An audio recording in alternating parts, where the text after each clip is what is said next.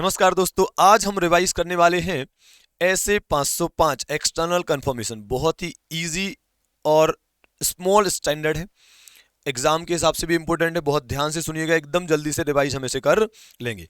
Sir, external confirmation नाम है ऐसे 505 का, ध्यान दीजिएगा, है ना। सबसे पहली बात आती है कि बताओ कौन कौन सी सिचुएशन में हम एक्सटर्नल कंफर्मेशन ले सकते हैं, कौन कौन सी सिचुएशन में हम एक्सटर्नल कंफर्मेशन रिक्वेस्ट के माध्यम से किसी बात को कंफर्म कर सकते हैं।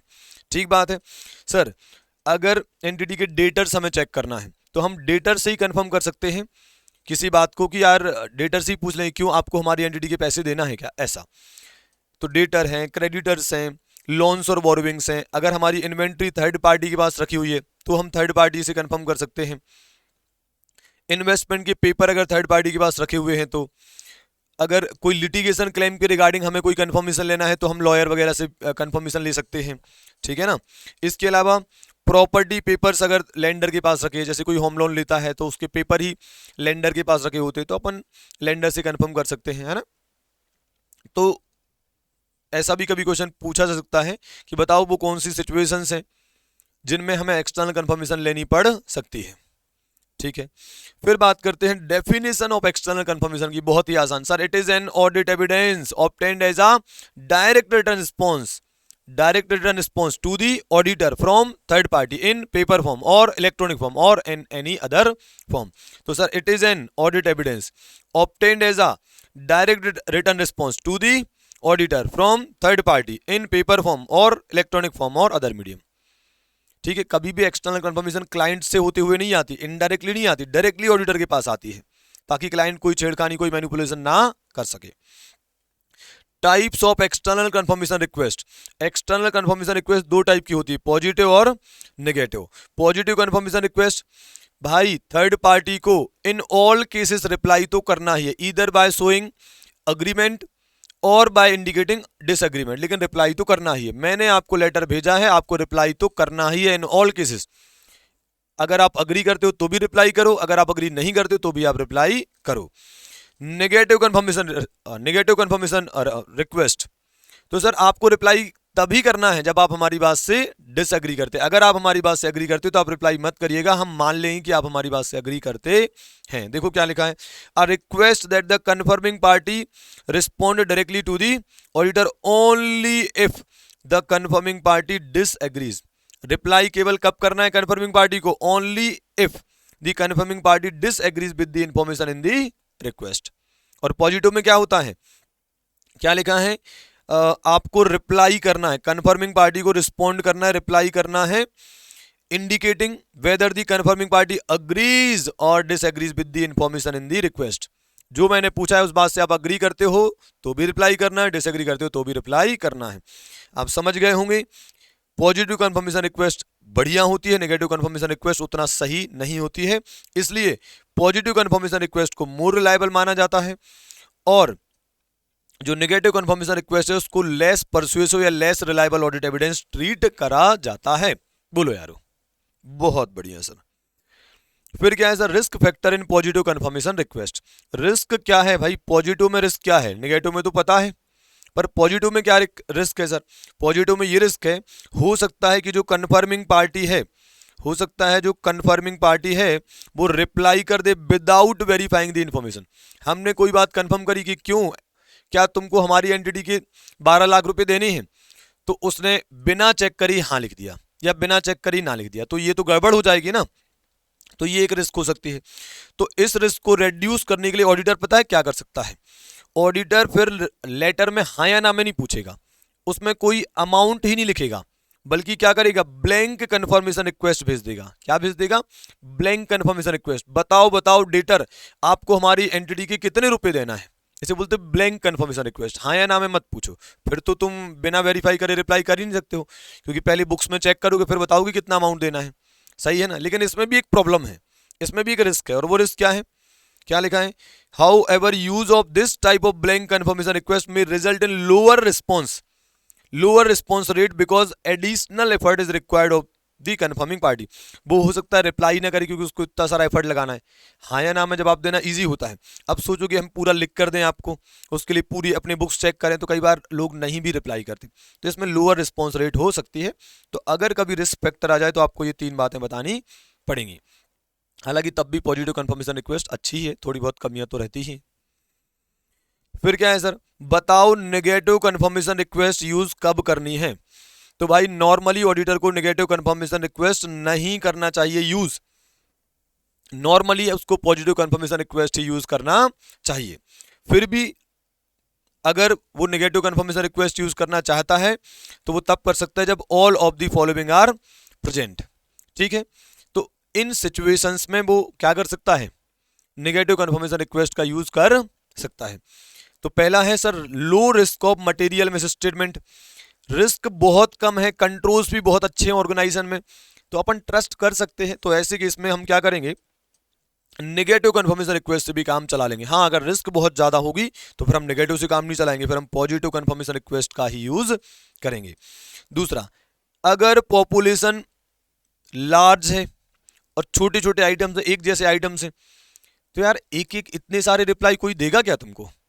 तो अगर बहुत सारे छोटे छोटे एक जैसे बहुत सारे अगर आइटम्स हैं, अकाउंट बैलेंस हैं, तो उसको कंफर्म करने के लिए आप फिर पॉजिटिव का यूज मत करो, इतने सारे रिप्लाई कोई नहीं देगा, तो नेगेटिव का यूज कर लो। वो अगर डिसएग्री करेंगे तो रिप्लाई करेंगे, नहीं तो उनको भी मेहनत नहीं करनी पड़ेगी। फिर तीसरा है very low exception rate is expected, मतलब एक्सेप्शन रेट मतलब ऑडिट में होता है डिफरेंस रेट। अगर मुझे लगता है कि एंटिटी के डेटर 5 लाख हैं, एंटिटी ने डेटर कितने दिखाए हैं 5 लाख, और मुझे लगता है कि यार ये 4,90,000 से 5,10,000 के बीच में ही होंगे, इससे ज़्यादा गैप नहीं हो सकता है। मतलब I am expecting a difference of ₹10,000, जो 5 लाख के ऊपर भी हो सकता है और नीचे भी हो सकता है। तो एक्सेप्शन रेट मुझे कम एक्सपेक्टेड है, डिफरेंस रेट मुझे कम एक्सपेक्टेड है, तो ऐसे केस में भी मैं क्या कर सकता हूँ, नेगेटिव कंफर्मेशन रिक्वेस्ट का यूज कर सकता हूँ। पर सोचो अगर मुझे लग रहा है कि एंटिटी ने दिखाए 5 लाख है, पर मुझे लग रहा है कि ये 6 लाख होंगे या 3 लाख होंगे, तो यार ये तो बहुत मेजर गैप है। तो ऐसे केस में फिर नेगेटिव यूज मत करो, फिर पॉजिटिव कंफर्मेशन रिक्वेस्ट का यूज करना चाहिए। फिर फोर्थ में क्या लिखा है, auditor is not aware of any circumstances that responding party में डिसरिगार्ड दी रिक्वेस्ट। सिंपल शब्दों में auditor does not expect, auditor ये एक्सपेक्ट नहीं करता है कि रिस्पॉन्डिंग पार्टी में डिसरिगार्ड दी रिक्वेस्ट। मुझे पता है कि सामने वाला रिप्लाई जरूर करेगा, मुझे भरोसा है कि सामने वाला मेरी रिक्वेस्ट को इग्नोर नहीं करेगा, डिसरिगार्ड नहीं करेगा, तो ऐसे लोगों को मैं नेगेटिव रिक्वेस्ट भी भेज सकता हूं। तो क्योंकि नेगेटिव रिक्वेस्ट भेजूंगा, मुझे पता है ये इग्नोर नहीं करेंगे, तो इसका मतलब अगर इनका रिप्लाई आया मतलब वो डिसएग्री करते हैं, और रिप्लाई नहीं आया इसका मतलब ये है कि वो अपनी बात से एग्री करते हैं, इसलिए रिप्लाई नहीं करा है।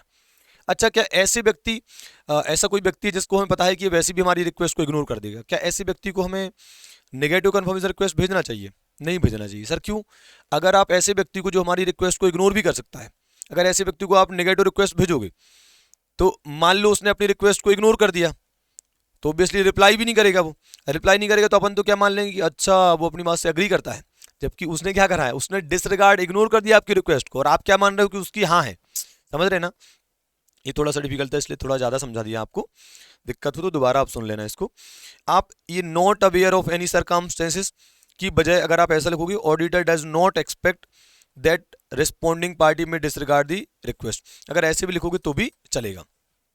भाई मुझे नहीं लगता है कि सामने वाला मेरी रिक्वेस्ट को डिसरिगार्ड करेगा, इग्नोर करेगा। अगर सिचुएशन ऐसी है तो आप नेगेटिव कंफर्मेशन रिक्वेस्ट का यूज कर सकते हो। ठीक है, अब क्या लिखा है सर, अगला heading, when using external confirmation procedure auditor shall maintain control over external confirmation request. तो एक तरीके से ये क्या है, एक्सटर्नल कंफर्मेशन प्रोसीजर है ना। लेकिन इसको लिखते किस तरीके से हैं कि बोले जब ऑडिटर एक्सटर्नल कंफर्मेशन प्रोसीजर लगाएगा तो वो कंट्रोल मेंटेन करेगा एक्सटर्नल कंफर्मेशन रिक्वेस्ट पर, मतलब इन 4 चीजों पर कंट्रोल मेंटेन करेगा। तो ये 4 चीजें क्या है, प्रोसीजर ही तो हैं। तो भाई सबसे पहले डीएस अपन ने कैसे याद करा था, डीएस सबसे पहला क्या है, determining the information to be confirm. पूछना क्या है, सबसे पहले हम ये डिसाइड करते हैं कि हमें कंफर्म क्या करना है, सामने वाली थर्ड पार्टी से पूछना क्या है। क्या हमें कोई अकाउंट बैलेंस कंफर्म करना है, अमाउंट कंफर्म करना है, या हमको उस अमाउंट से रिलेटेड कोई एक आध इनवॉइस के बारे में हमें पूछना है क्या, क्या हमें टर्म्स ऑफ अग्रीमेंट पता करनी है क्या हमें पूछना है, so determining the information to be confirmed. दूसरा, selecting the appropriate confirming party, किससे कंफर्म करें, हम जो लेटर लिख रहे हैं उसमें टू के बाद किसको एड्रेस कर रहे हैं, वो पर्सन कैसा होना चाहिए, वो पर्सन नॉलेजेबल होना चाहिए अबाउट दी इंफॉर्मेशन। बताओ, सामने वाले को नॉलेज तो होना चाहिए ना, मतलब ये है कि आप कोई भी इंफॉर्मेशन किससे कंफर्म करना चाहोगे, ऑब्वियसली जिसको नॉलेज होगा, जिसको चीजों के बारे में पता होगा, सही है ना। So selecting the what appropriate confirming party, है ना। फिर सी से क्या है, डिजाइनिंग दी कंफर्मेशन रिक्वेस्ट, अब रिक्वेस्ट लेटर डिजाइन कर लो, ठीक है। और फाइनली क्या करो, उस लेटर को सेंड कर दो, sending the request including follow up request when required. बताओ, क्या ये क्लियर है बेटा? हाँ सर। अब ये जो डिजाइनिंग वाला है, इस पर अलग से भी क्वेश्चन है, तो अपन पढ़ेंगे। याद रहेगी procedure, DSDS, D for designing the determining the information to be confirm, S for selecting the appropriate confirming party, और एक और D for designing the external confirmation request, और last sending the external confirmation request including follow up request where required. Follow up कभी कभी लेना पड़ता है ना, रीजनेबल टाइम में रिप्लाई नहीं आया तो फॉलो अप भी लेना पड़ेगा, रिमाइंडर देना पड़ेगा कि आपने अभी तक रिप्लाई क्यों नहीं किया, ऐसा, ठीक है। अगला है, एक्सटर्नल कंफर्मेशन रिक्वेस्ट को डिजाइन करते समय कौन कौन से फैक्टर ध्यान में रखना है। एक्सटर्नल कंफर्मेशन रिक्वेस्ट को डिजाइन करते समय कौन कौन से फैक्टर ध्यान में रखना है। सबसे पहला फैक्टर भाई, management authorization to confirming parties to respond to the auditor. सबसे पहले तो मैनेजमेंट का ऑथराइजेशन चाहिए, किसके लिए, थर्ड पार्टीज के लिए। मैनेजमेंट ऑथराइज करें, अलाउ करें थर्ड पार्टी को कि वो they will respond directly to the auditor. अगर वो मना कर देंगे तो थर्ड पार्टी मुझे रिप्लाई करेगी क्या? नहीं। तो एक काम करो, जो लेटर भेज रहे हो ना, उसमें मैनेजमेंट के साइन चाहिए। मैं तो कह रहा हूं मैनेजमेंट के लेटर हेड पर भेजो आप, और उस पर अपना एड्रेस लिख दो कि सुनो थर्ड पार्टी रिप्लाई तुमको हमें करना है, पर जो मैनेजमेंट नहीं भेजा है इसका प्रूफ देखो, मैनेजमेंट के साइन है, मैनेजमेंट का लेटर हेड है, तो कितना बढ़िया हो जाएगा वो, ऐसा। तो management authorization to confirming party to respond to the auditor, सबसे मेन तो यही है, नहीं तो थर्ड पार्टी हमको रिप्लाई ही नहीं करेगी अगर मैनेजमेंट ऑथराइज नहीं करेगा तो। और क्या ध्यान रखना है सर, फैक्टर, एक यूनिवर्सल फैक्टर जो सब जगह आता है, the risk of material miss statement. अगर किसी एरिया में, किसी मैटर में रिस्क ज्यादा है तो उस एरिया में हम पॉजिटिव कंफर्मेशन वाला लेटर बनाएंगे, और अगर रिस्क कम है तो नेगेटिव कंफर्मेशन रिक्वेस्ट से भी काम चला लेंगे। Prior experience of similar engagement, अरे मैंने और भी बहुत सारे ऑडिट करे, उनमें भी मैंने एक्सटर्नल कंफर्मेशन का यूज करा है, मुझे पता है कि कैसे लेटर लिखा जाए कि थर्ड पार्टी रिप्लाई करे, तो प्रायर एक्सपीरियंस भी मुझे लेटर लिखते समय काम में आने वाला है। फिर अजर्सन्स बीइंग एड्रेस, मुझे पूछना क्या है लेटर में, लेटर लिखते समय, लेटर डिजाइन करते समय मुझे ये भी तो देखना पड़ेगा मुझे पूछना क्या है, मुझे कंफर्म क्या करना है। अजर्सन्स बीइंग एड्रेस, क्या कंफर्म करना है, वैल्यूशन कंफर्म करना है क्या, एग्जिस्टेंस कंफर्म करना है क्या, राइट्स ऑब्लिगेशन कंफर्म करना है, क्या कंफर्म करना है। फिर लेआउट प्रेजेंटेशन मैटर नहीं करता, आपने लेटर नहीं लिखे, उसका लेआउट प्रेजेंटेशन मैटर करता है कि नहीं करता? करता है सर। फिर मेथड ऑफ कम्युनिकेशन, कैसे भेजें, पेपर में कि इलेक्ट्रॉनिक में। सामने वाला पार्टी हो सकता है कि मेल यूज ही ना करता हो, तो इलेक्ट्रॉनिक फॉर्म में कैसे भेज दोगे, तो पेपर फॉर्म में ही भेजना पड़ेगा। फिर ability of the intended party, सामने वाले की एबिलिटी क्या है सर, सामने वाला रिप्लाई कर पाएगा कि नहीं कर पाएगा। आपने इंग्लिश में लिखा वो हिंदी वाला था, आपने हिंदी में लिखा वो इंग्लिश वाला था, ऐसे आप ध्यान रख सकते हो इस बात को, है ना। So ability of the intended confirming party, बोलो यारो, ठीक है सर। तो ये हो गए factors to be considered when designing external confirmation request. फिर क्या है sir, management refusal to allow the auditor to send a confirmation request. Management मना कर रहा है मुझसे कि सुनो ऑडिटर साहब, आप थर्ड पार्टी से कंफर्मेशन नहीं लोगे, बताओ मैं क्या करूं, बताओ मैं क्या करूं। सबसे पहले मैनेजमेंट से हमेशा की तरह प्यार से पूछूंगा, क्यों मना कर रहे हो, क्या रीजन से, क्या दिक्कत है, क्यों मैं थर्ड पार्टी से कंफर्मेशन ना लूं। और वो रीजन बताएगा तो तुरंत क्या चेक करेंगे, वैलिडिटी ऑफ रीजन, जो तुम बता रहे हो वो रीजन वो कितने वैलिड हैं, फालतू रीजन तो नहीं दे रहे हो, ऐसा।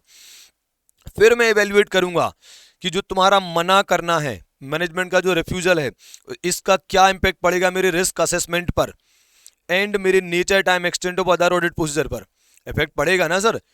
मैंने जब अपना रिस्क असेसमेंट करा था, मैंने जब अपनी nature time extent of other audit procedure decide करी थी ना, तो ये सोचकर करी थी कि तुम कभी भी मुझे बीच में ऐसा नहीं करोगे कि परेशान करो, तुम कोऑपरेट करोगे, ये सोचकर मैंने रिस्क असेसमेंट करा था। आज तुमने मना करके मेरे मन में डाउट क्रिएट कर दिया है। मुझे लगता है कि रिस्क मैंने जो डिसाइड करी थी कि रिस्क 10 है, वो हो सकता है मुझे डिसाइड करनी चाहिए कि 15 है और उस अकॉर्डिंग मुझे आगे की प्रोसीजर डिसाइड करना चाहिए। तो जब तुम मना करोगे तो मैं जरूर क्या करूंगा, मैं अपने रिस्क का असेसमेंट फिर से कर सकता हूं, मैं अपनी nature time extent of other audit procedure को भी एक बार और रिव्यू करना चाहूंगा कि जैसा मैं सोच रहा था चेकिंग करने का वैसे ही करूं या उसको रिवाइज करना पड़ेगा। बोलो यारो। फिर परफॉर्म आप, ओब्वियसली यार तुमने एक्सटर्नल कंफर्मेशन लेने से मना कर दिया तो क्या हम डेटर चेक ही नहीं करेंगे? अरे हमें डेटर को चेक तो करना ही है। पहले हम एक्सटर्नल कंफर्मेशन के माध्यम से करने वाले थे, अब तुमने ये मना कर दिया है, ये तरीका फेल करवा दिया, तो अब क्या करें? कोई और तरीका लगाएंगे, पर चेक तो करना है। तो डेटर में हम सब्सिक्वेंट रिसीट चेक कर सकते हैं, क्रेडिट सेल्स के बिल चेक कर सकते हैं, डिस्पैच हुआ होगा माल उसकी रिपोर्ट चेक कर सकते हैं, ऐसी बहुत सारी चीजें चेक कर सकते हैं ना, और उनके माध्यम से एक रेलिवेंट और रिलायबल ऑडिट एविडेंस ऑब्टेन करने का ट्राई हम करेंगे। अगर क्या हो जाए, unable to obtain relevant and reliable audit evidence from आप भी काम में नहीं आए, कोई अदर तरीके से भी ऑडिट एविडेंस नहीं मिला, तो क्या करें सर? तो क्या लिखा है सर? अगर ऑडिटर ये कंक्लूड कर ले कि मैनेजमेंट का मना करना भी फालतू है, फालतू रीजन दे रहे हैं मैनेजमेंट, तो मैंने आप लगाया, आप भी मेरा फेल हो गया, उससे भी मैं कुछ भी सबूत इकट्ठे नहीं कर पाया, फाइनली मैं डेटा चेक नहीं कर पाया, तो I should communicate to TCWG as per 260। मैं टीसीडब्ल्यूजी को बताऊंगा, इनके बड़े लोगों को बताऊंगा कि सुनो ये एविडेंस मुझे नहीं मिल रहा है, डेटा में चेक नहीं कर पा रहा हूं, और देखूंगा कि क्या इंपैक्ट पड़ेगा मेरी ओपिनियन पे इन अकॉर्डेंस विद ऐसे 705। बोलो क्या ये क्लियर है बेटा? बहुत बढ़िया। आप इसको सिंपल भी लिख सकते हो बिल्कुल आराम से। सबसे पहले रीजन पूछो, फिर रीजन्स की वैलिडिटी चेक करो कि कितने सही हैं, फिर देखो इसका क्या इंपैक्ट पड़ेगा मेरे रिस्क असेसमेंट पर और nature time extend of other procedure पे, फिर आप तो मुझे लगाना ही पड़ेगा। अब मान लो मेरा आप तरीका भी फेल हो जाए तो मैं देखूंगा मेरी ओपिनियन पे क्या फर्क पड़ेगा, या यूं कहो कि मैनेजमेंट के रीजन सही नहीं लग रहा है, तब भी मैं ये देखूंगा कि यार मेरी ओपिनियन पे क्या फर्क पड़ रहा है। इसके अलावा टीसीडब्ल्यूजी से शिकायत कर सकता हूं मैं, तो ये सब चीजें हैं ना, ये तो हमेशा कॉमन ही रहेंगे। जब भी कोई दिक्कत जाएगी टीसीडब्ल्यूजी को बताएंगे और देखेंगे कि अपनी ओपिनियन पे क्या इफेक्ट पड़ रहा है इन अकॉर्डेंस विद ऐसे 705। फिर रीजनेबलनेस ऑफ मैनेजमेंट रिफ्यूजल, बताओ reasonableness of management refusal, management का मना करना कितना सही हो सकता है या कितना गलत हो सकता है? तो क्या लिखा है sir? A refusal by management to auditor to send a external confirmation request is a limitation on audit. क्या ये सही है? अगर आप मुझे थर्ड पार्टी से कोई चीज कंफर्म करने से मना कर रहे हो, इट मींस आप मेरे ऊपर लिमिटेशन लगा रहे हो, ठीक है। Therefore auditor should inquire reasons for the limitation, तो मैं पूछूंगा जरूर कि ये लिमिटेशन मेरे ऊपर क्यों लगाई जा रही है। फिर क्या लिखा है? कॉमन रीजन फॉर रेफ्यूजल में भी नॉर्मली क्या रीजन हो सकते हैं? हो सकता है उनका लीगल डिस्प्यूट चल रहा हो क्लाइंट से, अपनी एंटिटी का डेटर से क्रेडिटर से कोई लीगल डिस्प्यूट चल रहा हो, लीगल डिस्प्यूट चल रहा हो, लीगल डिस्प्यूट चल रहा हो, या कोई ऑन गोइंग नेगोशिएशन चल रहा है कन्फर्मिंग पार्टी से, और उसका जो रिजोल्यूशन है ना, हो सकता है वो अफेक्ट हो जाए because of untimely confirmation request, मेरे बीच में घुसने से, बीच में रिक्वेस्ट भेजने से हो सकता है उसका रेजोल्यूशन, उसका सॉल्यूशन अफेक्ट हो जाए। तो लीगल डिस्प्यूट और on going negotiation with confirming party ये क्या हो सकते हैं? वैलिड रीजन हो सकते हैं। अपन पढ़ रहे थे ना reasonableness of management refusal, management का मना करना कब सही हो सकता है, तो वो उन्होंने बताया है। इसके अलावा auditor should examine validity of reasons for refusal, वो तो हम चेक करेंगे जो रीजन तुम बता रहे हो वो कितने वैलिड हैं, बिकॉज मैनेजमेंट में भी trying to conceal the fraud, हो सकता है वो फ्रॉड को छुपाने के लिए उनको डर लग रहा है कि डेटा से कंफर्म करेंगे तो सच सामने आ जाएगा, है ना, तो फ्रॉड को छुपाने की कोशिश हो सकता है वो लोग कर रहे हो, इसलिए हमें उनके रीजंस की वैलिडिटी जरूर चेक करना चाहिए। और ऐसे केस में हमें क्या यूज करेंगे? आप भाई एक्सटर्नल कंफर्मेशन तो यूज कर नहीं पाए तो आपका यूज करेंगे। तो आपके एग्जाम्पल क्या हो सकते हैं? बताया था अभी, मान लो आपको डेटर चेक करना है और आप थर्ड पार्टी से कंफर्मेशन नहीं ले पा रहे हो, डेटर से कंफर्मेशन नहीं ले पा रहे हो, तो यार अगर डेटर है तो कैश जरूर आया होगा ना, 31 मार्च को 10 लाख के डेटर दिखाए हैं, तो यार आप ऑडिट तो मई जून में कर रहे हो, तो अब तक कुछ तो पैसा आना चाहिए था, तो सब्सिक्वेंट कैश रिसीट चेक कर सकते हो। अगर माल बेचा है तो शिपिंग डॉक्यूमेंटेशन, माल गया है तो उसका कुछ तो डॉक्यूमेंट होगा, या सेल्स जो नियर ईयर एंड होती है वो आप चेक कर सकते हो, है ना। ऐसी क्रेडिटर्स में आप सब्सिक्वेंट कैश डिसबर्समेंट चेक कर सकते हो। ओब्वियसली यार अगर क्रेडिटर रहेंगे तो पेमेंट तो करा ही होगा ना, तो वो चेक कर सकते हो। क्रेडिट परचेज के बिल चेक कर सकते हो, ये सब हो जाएगा, है ना। Last point, evaluating the evidence obtained, evaluating the evidence obtained क्या है भाई ये बताओ? तो यहां पर ये बताया है कि जब आप एक्सटर्नल कंफर्मेशन रिक्वेस्ट का यूज करोगे तो उसका जो भी रिप्लाई आएगा, जो भी आउटकम होगा, उसको आपको क्या करना है? इवेल्युएट करना है कि वो रेलिवेंट और रिलायबल है या नहीं। हो सकता है कि एक्सटर्नल कंफर्मेशन रिक्वेस्ट के साथ कोई छेड़खानी हुई हो सकता है वो झूठी हो, तो जो भी आपके पास रिप्लाई आएगा एक बार उसको इवेल्युएट करना है कि वो कितना रेलिवेंट और रिलायबल है आपके लिए। ठीक है, ये तो जनरल बात हो गई। फिर आपको ये भी सोचना पड़ सकता है कि क्या आपको फर्दर ऑडिट प्रोसीजर लगानी पड़ेगी, क्या आपको फर्दर ऑडिट प्रोसीजर लगानी पड़ेगी यार, अगर एक्सटर्नल कंफर्मेशन प्रोसीजर का रिप्लाई हमको रिलायबल नहीं लग रहा है, या फिर रिप्लाई नहीं आया है, जो भी हुआ है आउटकम, या फिर रिप्लाई आया है लेकिन हमें रिलायबल नहीं लग रहा है, या रिप्लाई आया ही नहीं है, जो भी है, अगर कोई भी सिचुएशन बनती है तो मुझे सोचना पड़ेगा ना कि क्या मुझे और चेकिंग करनी पड़ेगी, should I apply further audit procedure, ऐसा है ना।